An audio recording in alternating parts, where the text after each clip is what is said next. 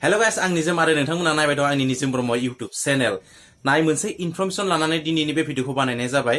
नोंथाङा मिथिगौ बिटिआर नि जे इलेक्शन 2020 मायथाइनि इलेक्शना फैबाय थादो, नाथाय बे फैबाय थानाय इलेक्शना माला जागोन आरो बेखौ दिनै state election commissioner of Assam Alok Kumar बिथाङा फोसावलाय बिलायाव 4 एप्रिल खालाराव बिटिआर नि इलेक्शना जासिगोन आरो 9 एप्रिलाव बिटिआर नि इलेक्शननि रिजाल्टखौ होगोन।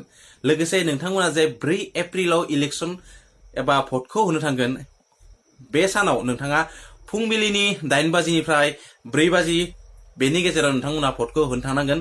लोगोसे 9 एप्रिलाव बेनि रिजाल्टआ ओंखारगोन आरो जायफोरा जे इलेक्शन गेलेगोन बिथांमोना नमिनेशन होनांगोन आरो बे नमिनेशन होनो थाखाय बिथांमोना 18 मार्चनि सिगाङावनो होनांगोन आरो बे नमिनेशनखौ होना लाबानो जाबाय। लोगोसे इलेक्शनाव जुदि मायबाफोर जुदि दावराव दावसि जायोबा रिपलिं खालामफिननांगोन, बेनि थाखायबो बिथांमोना अपशन खालामना दोनदो 6 एप्रिलाव जाय जायगायाव दावराव जायो बा जाय जायगानि सेन्टाराव दावराव जायो बेखौ 6 एप्रिलाव बिथाङा रिपलिं खालामफिनगोन। लोगोसे नोंथांमोना अब्ला नोंथांमोननि बेसेन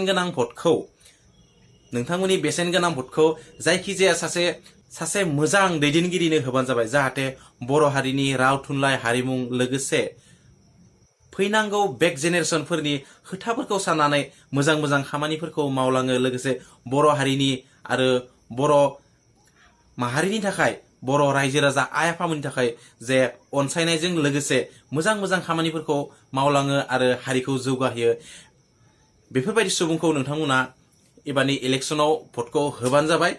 नाथाय नोंथांमोना जौ सेरेब आरो फैसाजों गबनानै बा गब होजानानै नोंथांनि बेसेन गोनां भटखौ गाज्रि सुबुंनो दाहो, मानोना बर' हारि आरो बर'नि राव आसार खान्थि गासैखौबो फोथांना लाखिनो हागोन बिथांसो नोंथांमोना भटखौ होबानो जाबाय।